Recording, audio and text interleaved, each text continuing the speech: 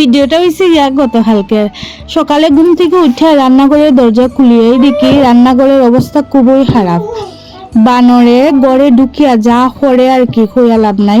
মনে হয় তারার লেগে বাড়িঘর ছাড়িয়ে দিতাম। এই যে আমার ডাইল তো খাইছে, ঠিক আছে, ডাইলের ডিবিটারে ছিদ্র করিয়া গেছে, আর গুবলু কমপ্লেনের ডিবিটা দেখো পুরা খালি করিয়া ফালাইয়া উলাইয়া ভরাইয়া গেছে গিয়া। তো কষ্ট লাগে, আমরা কাঞ্চনপুর কমপ্লেন পাওয়া যায় না, বাইরের থেকে অর্ডার করে আনতে লাগে। আর এই যে ডিবিটার মুখাটা দেখো কমপ্লেনে ছিদ্র করিয়া গেছে গিয়া। বিস্কুট তো খাইছে, বিস্কুটের ডিবিও ছিদ্র করিয়া গেছে। তারা বাড়িঘর এমন ভাবে চলাফেরা করে বোঝা যায় তারার বাড়িঘর।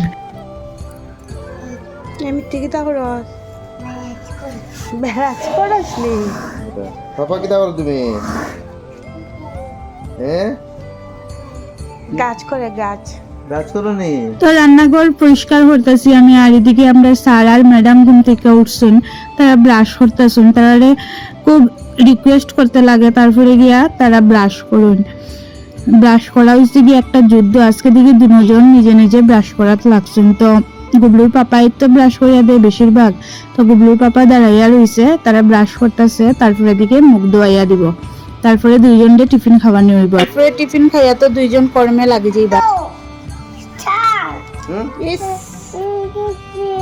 দেখতে দেখতে লাগে গেছে দুইটা।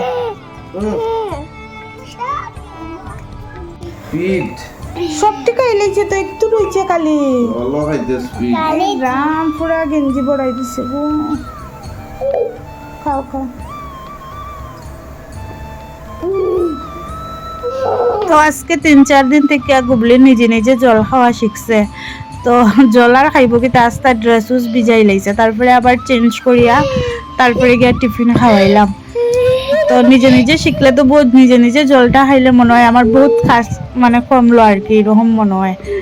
তো জল খাইতেছে আর দুষ্টামি করতেছে। তো এর টিফিন খাওয়াইয়া আমিও টিফিন খাইমো, একসঙ্গেই টিফিন খাই আমরা। গুবলুর পাপা দোকানে যাইব, রেডি হয়ে গেছে। গুবলুর পাপাও খাই লিব। গুবলুর পাপায় তো চা খায় না, দুধই খাইব।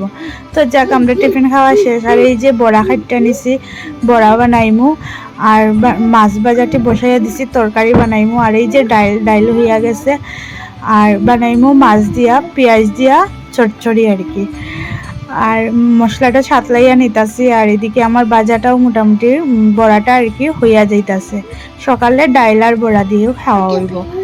আর এদিকে আমার রান্না টান্না শেষ, রান্নাঘর ক্লিন করিয়া ওখানে আমি রান্নাঘরটা মুচ্ছা লাইতাছি।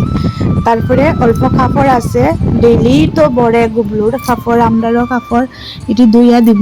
ধুইয়া দিয়া তারপরে আমি স্নান টান করিয়া। তো বাজাটা ওখানে নামাইলেই গ্যাসের চুলাটা শুধু মুছা হয়েছে না, ওখানে তরকারিও হয়ে গেছে, বাজা বড়াটাও হয়ে গেছে। ওখানে গ্যাসের চুলাটা মুচ্ছা আমি স্নান টান করিয়া কাপড় টাপড় ধুইয়া মিলিয়ে দিলাইছি। ওখানে গুবলুরে বাটটা খাওয়াইলাম। ভিডিওটা কিরম লাগলো অবশ্যই কমেন্টে জানাবেন। সবাই খুব ভালো থেকো, সবাইকে।